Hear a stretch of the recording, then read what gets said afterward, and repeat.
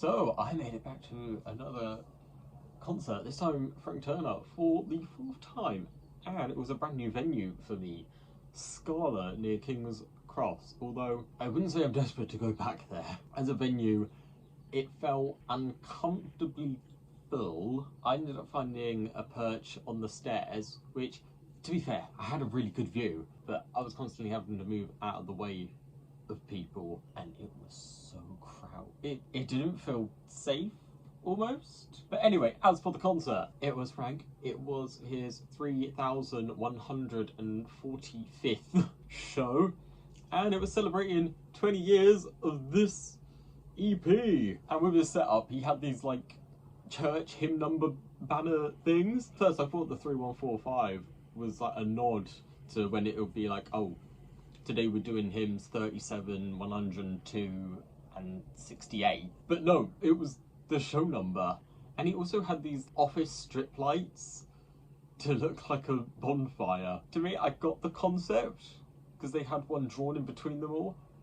I didn't really think it kind of worked. But one thing I found quite ironic is that I bought this afterwards, but in the show, during the concert, I was wearing this, covered in whales, which is the same shirt I wore in my top 20 favourite Frank Turner songs. Although it's very dirty, so it's going in the wash. As always, starting with support acts, there were two. First one, I missed most of her set because I didn't arrive until just gone 8. I caught the last two songs. I didn't think she was too bad. But the second support act, I kind of found quite annoying. It was a guy called Dave Horse or House, or I don't really know. He just grated on me. A couple of his songs near the end were okay, but he was way too enthusiastic, stereotypical American for my more mellow European sensibilities. I'm too European for someone that grating and annoying and trying getting you to sing along to all the songs. There were lots of whoa, whoa, whoa sort of shit in his songs that just drove me insane. He also had this song called Autism Vaccine Blues, which I remember when he said the title, I was just like, what the fuck? And he didn't explain any of it. I was like, with a title like that, you need to explain some shit. And the title appeared in the lyrics like 20 times. And so I looked it up, and I was so fucking confused at his reasoning for a metaphor, which very much came across like he knew nothing about autism. It just lowered my opinion of him, which was already quite low. But anyway, he was just a support act. I didn't pay to see him, I paid to see Frank. And Frank was a billion times better. And he proved that within the first song he came onto. He came onto the Ballad of Me and My Friend. Anywhere.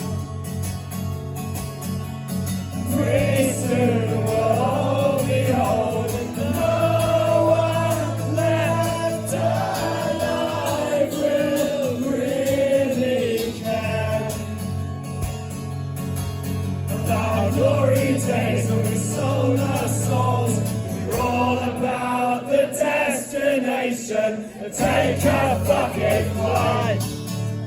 We're going nowhere, slowly onward, seeing all the sights, and we're definitely going to hell. We'll have all of their stories to tell. Yes, I'm definitely going to hell. We'll all have all the best stories to tell. It's like the perfect song. Like, my ideal Frank Turner concert starts with that song. There's not much to it, but it gets everyone singing. Even the line where you declare you're going to hell, which as a practicing Christian, I don't find awkward at all. It's a song. It's a fucking good song, and I will sing that at the top of my lungs, even though I do believe I'm going to heaven. When I sing that song, I'm definitely going to hell. He then kept the theme of the concert going for another two songs. Nashville, Tennessee which, as somebody from Hampshire who now lives in London and has lost all patience for the US and American culture, very, very much speaks to me. It's a Texas state, but didn't think it was all that fucking great. And Nebraska, it's just a bunch of songs. All the way in Hampshire, where I belong.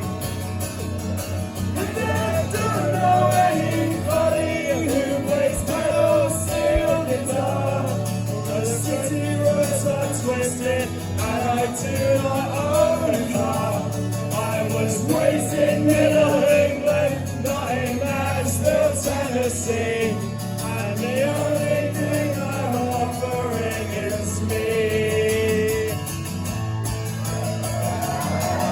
And even though I'm not a musician, I so strongly identify it and feel a lot of myself in the song. But then the other song, The Real Damage, not so much. I did have a crazy partying era for a couple months at uni, but I never went that bad. And I'm happy I didn't. When I hear songs like that, I like want to reach out and help Frank find other hobbies and get free. But then you remember that this was like 20 years ago.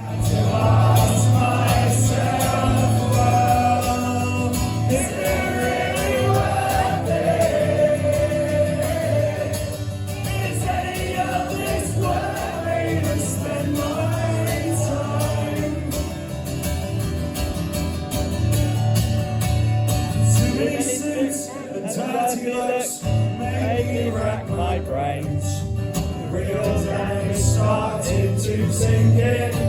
It's been quite a heavy weekend, but I can just about remember where I've been. Last time, all together, let's go. As I started the night with all my friends, and I ended up alone. Oh yes, I started out so happy. Now I'm hungover and down. I started every quarter, and I felt a little shit. It was about then that I realized I was halfway through the first day of the week.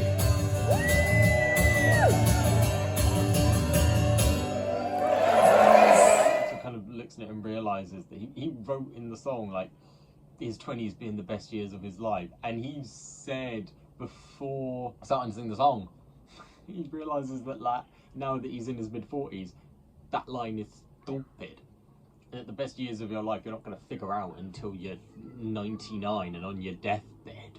So then he went to a completely new one. He did The Resurrectionists. But it fits perfectly, because whilst that's on his 9th album, it mentions everyone in I Knew Prufrock. As for a setup for the song, I only love it because it mentions those people. It was really interesting hearing it acoustically. It's such, I mean, it was still the same lyrics, but it had such a different quality and also it had different tempo and arrangement than on FTHC, and to me it sounded so much better. I'll be down in Boston, Jay's a dad, trees out back with Dave, but Tommy, who knows, they say he disappeared like hearts and soul. I saw him this one time in Mexico. We're all just kids, someone that loses to the world. I did the stuff, learn to explain the rules. Let's all trying to find some kind of review. It's ice sauce, gunsmiths, turning the time, make the same. Stand the rise, burning the sound, make the place, Then, of course, we went back to the raison d'etre for 2 more songs from the album. Casanova Lampshade?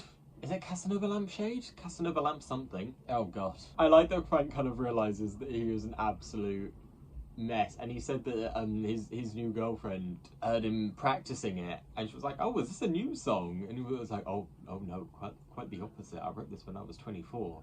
And she was like, thank fuck, it's awful. I don't think she thought the song was awful, but she thought the subject matter was awful. But that ain't the worst of it from that EP. It was every time I need just because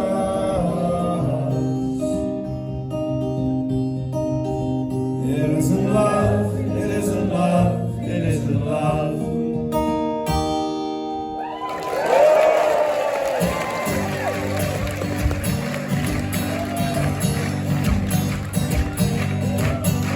Whatever happened to childhood? We're all scared of the kids in the neighborhood. They're not small, trying to be harmless. They were a violent bunch of bastard little shits. The song was followed by a rousing favourite even up to this day, and I think I've seen him play it live 3 times now. He's playing it almost every gig. Thatcher did a Jimmy Savile and fucked a kid. On a political lens, I generally think Margaret Thatcher was one of the better prime ministers we've had, only because so many are so shit.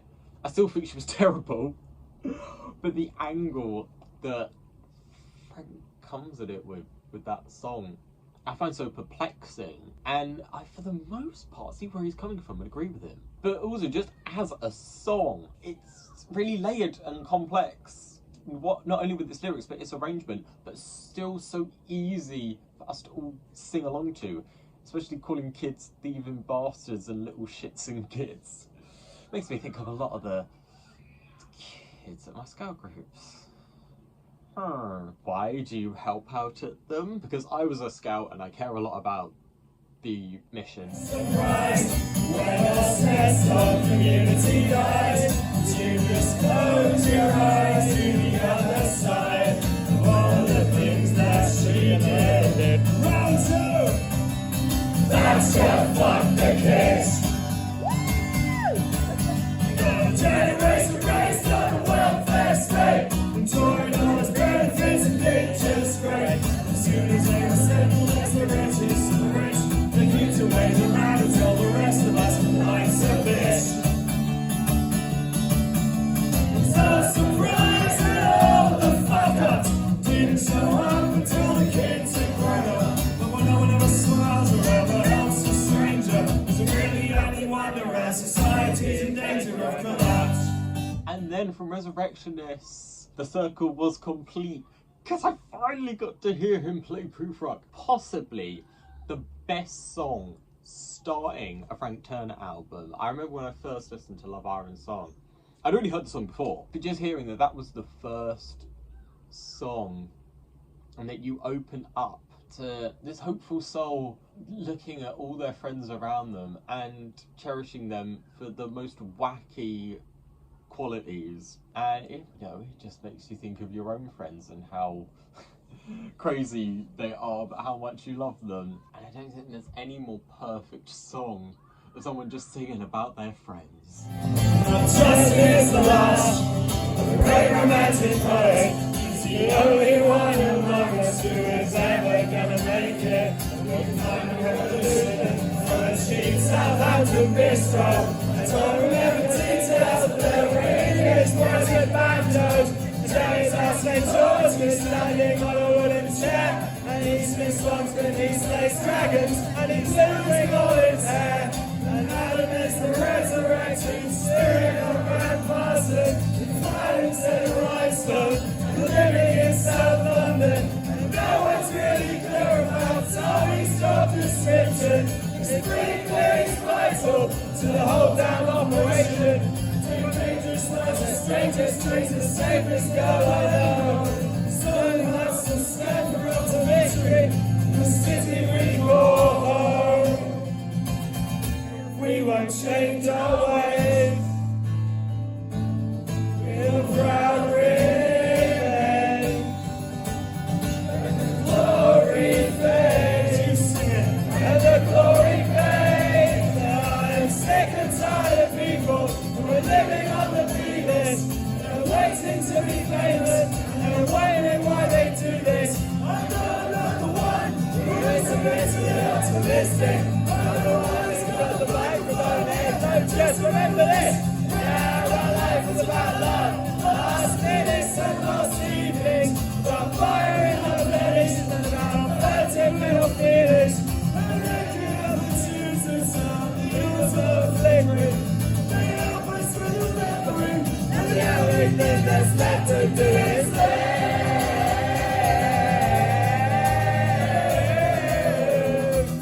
Yeah, the only thing that's left to do is live. The heroes and the pioneers. The only thing that's left to do is to get another round in at the bar. And then he went into another one from his second album. Complete opposite moods though. It was Substitute. And I'm pretty sure that's quite a popular one amongst most people, but I've never clicked with it. I've always, for kind of one of the sad somber songs on that album, I've always clicked more with, I wouldn't say clicked, but found Better Half and A Love Worth Keeping more impactful. It's just in my heart, I don't know. I feel Substitute just seems a bit basic to me, whereas those songs, especially A Love Worth Keeping, I don't know, I think it's how it builds in the end. But I feel like if we had any other song from that album, it should have been St. Christopher's Coming Home. It's another really big sing-along community song. It's also, I feel like it's emblematic of what he was up to at that time. He was travelling to all different corners of the country and the world so often, rarely home to catch up with his friends, because he was trying to make a name for himself and find whatever gig he could. And I think he should have sang that to reflect that period of his life that we're celebrating 20 years of. He then threw in a cover from a band I'd never heard of. I'm not one that's super big into punk rock or alternative. Actually, I say that, I kind of am. I'm just very selective and I don't have a big enough pool of music I listen to. I always say I need to listen to more music, but it was by Frightened Rabbit and their song The Modern Leper, which as a concept and lyrics are very, very strange. But finding out about it, I am so happy I did, because it's an absolutely enchanting song. And I must have already known about this band, because of course Frank's song A Wave Across the Bay, a song which I really heavily respect and admire for the way Frank talks about suicide. I think it's a really fantastic song, and it was the lead singer of this band that committed suicide. And I had the opportunity to make that link for the past 3 years since that song's been released. I never did. But I don't know, maybe now was the perfect time for me in my life to do so. And I'm looking forward to listening to more of their stuff. It was a really lovely way for me to find out about the band, for more of this thinking to come to light for me. Coming back for equal, exactly the same. And you must be the masochist. You love another leper on his last leg. I'm not ill, and I'm not dead, but I don't know where to lose. I prefer, because that way I lost. It was the only thing holding me up, holding me up. We then had the penultimate EP song, and almost, is it an antidote to Nashville, Tennessee? Because that one, I mean Nashville, Tennessee, along with yes, the flag comes out again, West Six Boy, he did sing Nashville, Tennessee in his backyard, well, his childhood backyard, when I went to see him there. Because, why wouldn't you? The word Hampshire is in the song. I'm still pissed off that he didn't sing To Take You Home, considering Hampshire Hills, Winchester and Wessex all feature in that song, and that's why we're bad. Anyway, rant over. You've got Nashville, Tennessee kind of being like, I am from England, I am from Hampshire, and that's not going to change. And then you've got This Town Ain't Big Enough, and it's like, where I'm from is driving me insane. And I understand both. I will forever love Hampshire and where I grew up. Maybe not specifically Portsmouth so much, but the surrounding countryside and the South Downs and the historical figures from the place, and memories as a child just cycling, especially cycling by myself over the hills are such cherished memories, but I had to get out. I needed to move to London and also just constantly feel my travelling bug. So yeah, very much a song I concur with as well. Wait until I'm actually dead. City to get caught inside. Time to seem to have a high mind and packing up. I'm moving on. My parents are so good. Fuck you guys are good. For this town, for this city, for these people, yeah. For this town, for this city, for these fuckers, yeah. I'm an expert at pretending that everything's okay. Just a kid, it seems as if I signed my life away. I need to get out, see what the rest of the world's about. This town ain't big enough, but one day I'm making a move. This town ain't big enough, but one day wanted to get right in front of me. Oh, I'm going to London anyway, I'll see you in town.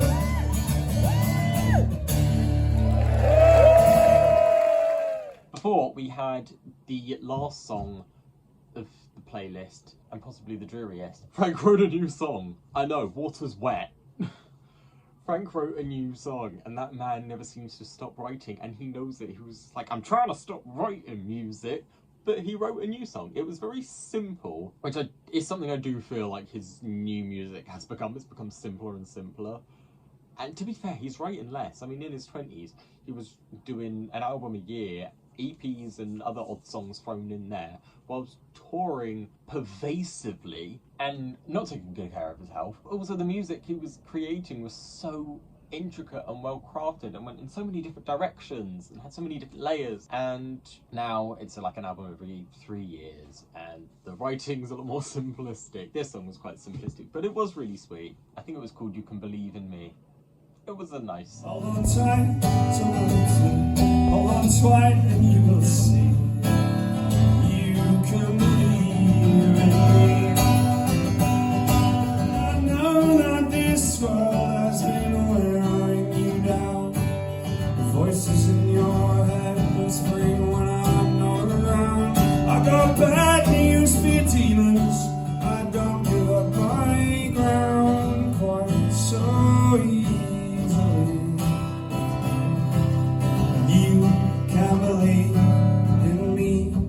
And then we reached the final song, where there was this mysterious man called Steve. My friend Steve was there. Yeah, we're going to do a lot of cheering for Steve this evening, friends. My friend Steve was there. Steve had a date. We all thought this was great, and we were all sort of hanging around upstairs, and you know when you're at a party and there's two people who are kind of sort of getting together and you're just like, oh shit, we're gonna just leave the room and let them do the thing. Let nature take its course. Give them a bit of space, for fuck's sake, you know what I mean? So everyone did that, and we all assumed that Steve had had a lovely evening. And about 9 o'clock in the morning, I was in the kitchen, still very wired and awake. And I ran into Steve on his own. And I said, Steve! Yeah, Steve! And I said, Steve, what the fuck? Like, why are you here on your own? What's happening, man? And he said, well, we got the room to ourselves, and they produced a photo album and showed me several hundred photos of their entire fucking gap year with commentary. And once that was done, which was about an hour ago, they left without even so much as a kiss. And I said, Steve! Right? I said, Steve, that is a world historical tragedy. Would you like some more drugs? And he said, yes, I really, really would. And so the day continued. And that is the reason why this song is called I Really Don't Care What You Did on Your Gap Year. True story, but it's worth, this is the final bit. You can all have a big cheer now. Steve is a very happily married man with We all moved on, we all grew up.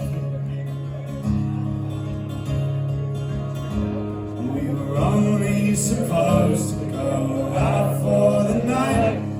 It's been a few hours now since it got light. We're a mess. The worst part is we couldn't care less. Who Frank kept on making us cheer for, even though he seemed like a bit of an arsehole. Apparently, I don't care what you did on your gap year, was about Steve and how he was chatting with this girl at a party and everyone was like, ooh, they're gonna bang. So they left him alone. She didn't bang him, she banged out the photo album from her gap year, and they spent like she spent 7 hours telling Steve all about her gap year, and Steve just kind of apparently sat there patiently, desperately waiting for it to end. And once she was done, she decided to go home. Probably because it was 6 AM and she was fucking tired. All Steve wanted was to fuck her. But I'm sorry, you want to fuck her because you think she's hot and your dick's hard. But she has just experienced some amazing things travelling around wherever. And she's excited about it. She's massively grown as a person and experienced amazing things. Of course she wants to share it with people. I'm sorry, I am the pervasive traveller. No, sorry, I side with the girl who went on the interesting gap year over Steve, who wanted to fuck. And hearing that story, I don't know, did it make the song worse? It's not as bad a song as I think. It's just starts so slow and really takes ages to build. But that bit as you get near the end, I really like the different chord progressions as you get into the bridge bit, but didn't have the most humble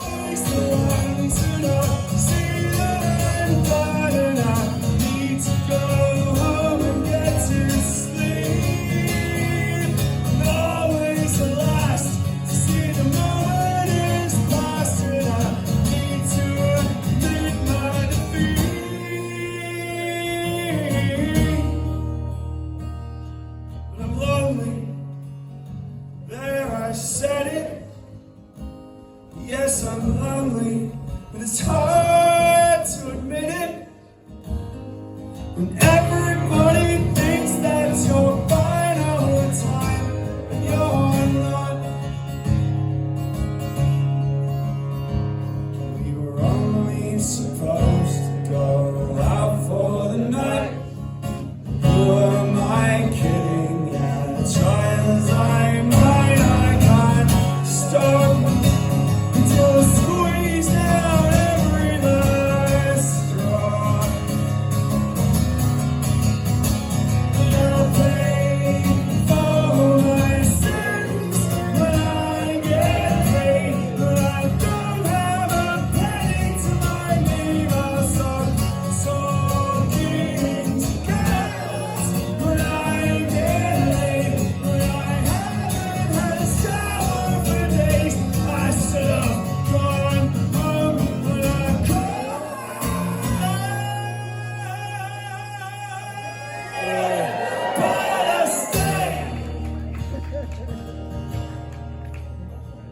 so I stay up alone and set off on my own to the station where I catch the first train. And of course, to fill the evening, he threw in a bunch of staples. We had I Still Believe. I still believe. I still believe. Desperate poetry. One more time. I still believe. I still believe.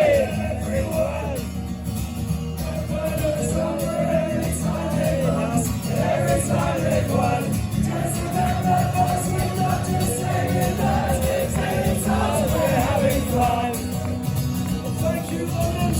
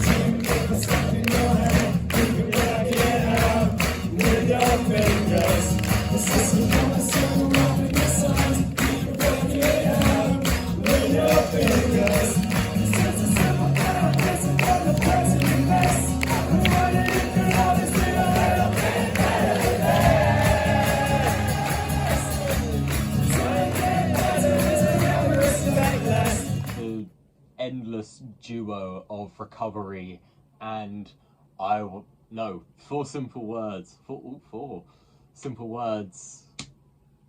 which are I want to dance. Want to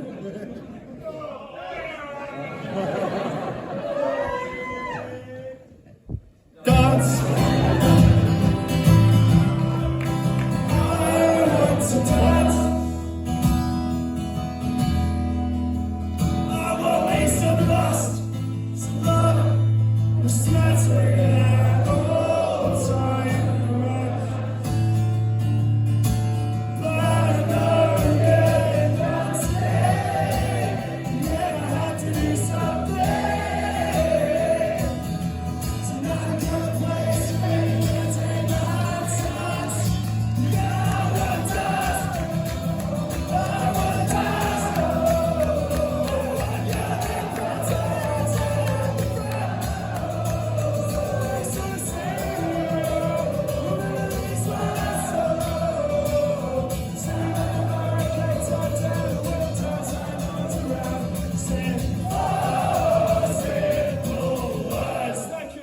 Although he was doing a solo show, he had no one to dance with. And I was way too far back to jump over the barrier and dance with him. Although I could have taught him some Irish dancing moves. What other song did he sing? It's in a list. Photosynthesis, second favourite Frank song. Exactly what I bring. I'm saving 50 years away from something that you hate. I'm leaving something down the road of mediocrity. That's your road to take, but it's not the road for me. I won't sit down, I won't shut up, and most of all, I will not grow up. You sing it. All you ever do in your life is just photosynthesize. Then you'll deserve every hour of this sleepless night as you wait, wondering when you're gonna die.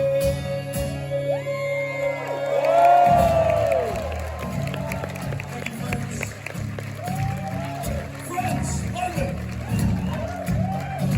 we are approaching the end of our evening together. We're not there yet, chill out.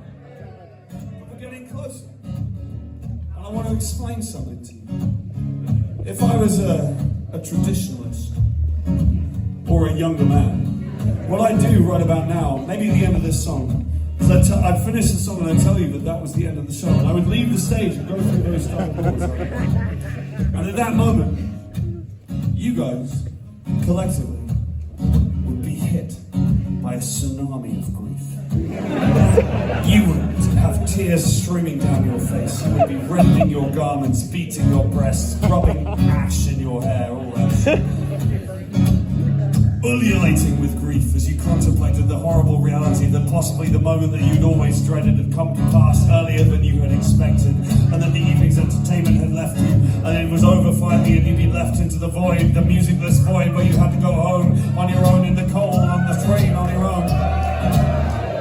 And you would cry and weep and wail and gnash your teeth and stamp your feet, and meanwhile, I'd be standing on the other side of that door. On my own, like a fucking lemon. For exactly 57 seconds. Which I've worked out is the perfect time to let your potential misery peak. And just at the moment when you thought that all hope was lost and that the horrible truth had actually turned out to be true, I would come leaping through those doors, prancing, dancing, jumping on my tiptoes, and I would pirouette towards the microphone, and as I did so, you guys would be covered in a wave of relief and joy and forgiveness that was so extreme that it would wash away all of your previous negative feelings, and you would be ready to sing your fucking hearts out for the last couple of songs, and the entire thing would have been a fucking scam! Because what I'm doing there is manipulating your emotions for the benefit of my own stagecraft. And London, I've done it before. I'm not saying I'll never do it again. But I'm getting a little old for the adult peekaboo shit, you know what I mean? My alternative suggestion, if you guys are game for this, is instead of all of that hard blues, after this song, I'm going to play a couple more songs.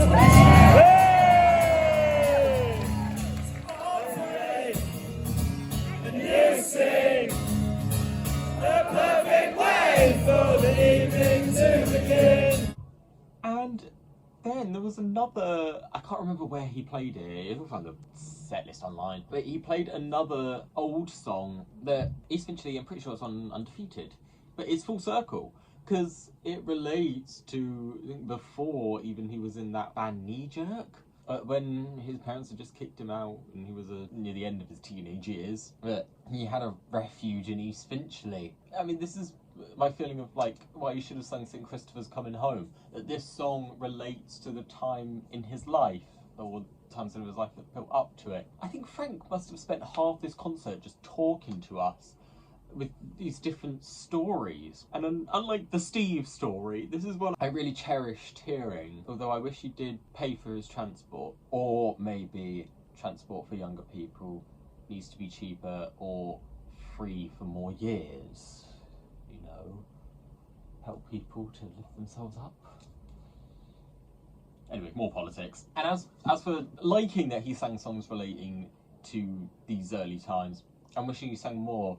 I also wish he sang more off of the kind of side EPs that were released around the time, like his Real Damage EP. Wouldn't a Heartless Bastard Motherfucker been a damn good song to hear? Yes. Yes. Such a fucking country song. Oh, I love it's one of my favourites of his. And a very sad song again, but I love the song Front Row. And it's not, I mean, it's to do with the girl from Cyprus, it's not to do with couch surfing in foreign lands. But Vital Signs is. And I'm always begging for Vital Signs to finally be played live. It is my favourite Frank song.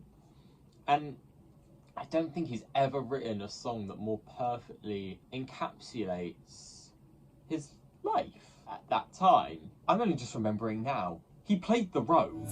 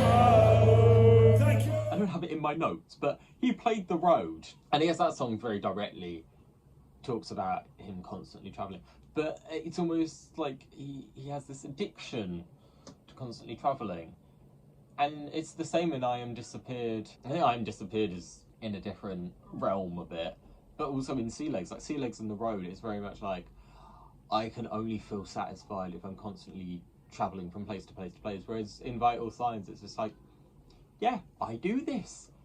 And my life's quite a dishevelled mess, but I'm happy and I make the most of it and I enjoy doing this, as opposed to, I need to do this. It was for like Frank has this very obsessive personality, like he's constantly travelling, constantly touring, constantly writing music, constantly whatever. And God, I know sometimes people saying that we're overdiagnosing, but does he have ADHD? Is this why he's so impulsive and has to constantly have something whizzing around? I'm just thinking maybe he didn't play anything off Sleepers for the Week to tease us, because of course next January, that will be 20 years old. Fun fact, that album was released on my 9th birthday, so I'm really hoping there's like a 20th anniversary celebration show on my 29th birthday. Hopefully that'll be the London day, and I'll get to go and finally see some of my favourite Frank songs, and my favourite Frank song played. Really hoping Frank sees this and takes note. As for the concert, it was a fantastic concert. Possibly the best time I've seen Frank. At this point, it really is a toss-up between this show and East Meon. I mean, it was never going to be the world record attempt because we got 6 songs and then he whizzed out the door. But, there'd just been so many early songs. I always loved that, and all the different stories in between the songs. I'm now filming this on Thursday. The concert was Monday the 20th of April. It's now Thursday the 23rd. It is... Move! It is St. George's Day. Happy St. George's Day, everyone. But I've taken a few days because, I don't know, I'm just a bit overwhelmed. It was such an impactful concert. It really, really put something in me. And for the past 2 nights, Frank Turner's turned up in my dreams whilst I've been sleeping. Luckily, none of them have been terrifying. They have been... One of them, he came in to teach primary school kids something, and I think I was a teacher. But that must have related to the Photosynthesis video. If you haven't seen it, he goes into his primary school and teaches a music class. It's bloody awesome. But then there was another one that I had last night, and I think we were just in his kitchen chatting about life. I don't know, this concert was so impactful to me. It especially heading home, it got quite overwhelming. But I think that's it just shows you how remarkable a songwriter and musician and composer Frank has been for over 20 years, and how even in his mid-20s he had such mastery of music that it can emotionally impact someone, that being me, so much. That was my very enthusiastic and at the end there quite heartfelt opinions on Frank's 20th celebration of Campfire Punkrock, an EP that was barely known at the time, but will go down in history and has marked a very deep legacy on many people. I hope to see Frank next year, marking the legacy, his first album made, and I can finally see Vital Signs live. I will see you in the next one. Who will it be? I don't know. Probably Emma. To show each other that if they come together, they can be more than the sum of their parts, and they can make something beautiful, right? They can be a congregation, right? And no instruments, nothing else, and it's a beautiful thing, and I want to capture a tiny bit of that to take this show home. I'm so grateful to you for being here tonight. So listen, we're going to do this, and to help you out, please make a shitload of noise and welcome back to the stage for the last time. First of all, Dave Haas, and also Casanova.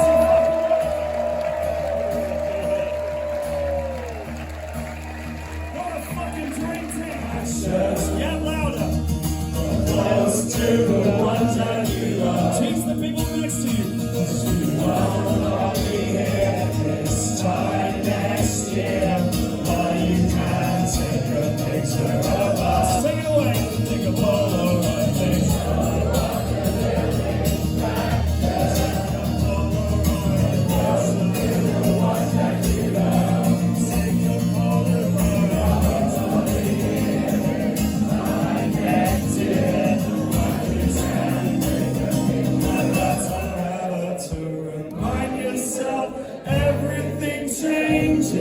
But there was this one time in North London when things were over.